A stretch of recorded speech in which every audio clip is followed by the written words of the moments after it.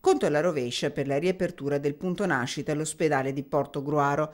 La notizia direttamente dal presidente del Veneto Luca Zaia, a margine dell'inaugurazione del nuovo reparto di oncologia.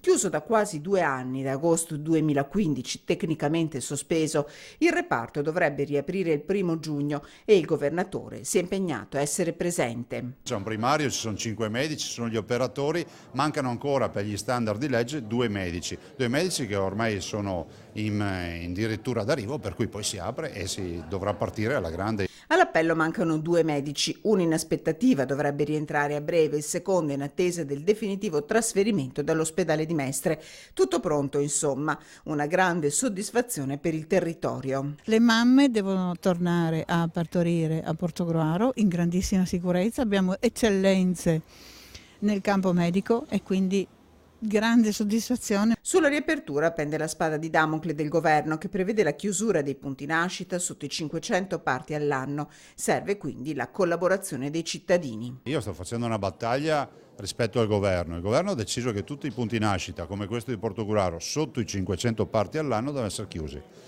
Non sono ritenuti sicuri. Noi teniamo il fronte, però bisogna che poi le mamme non si facciano distrarre da oltre il confine e vengano qui a partorire.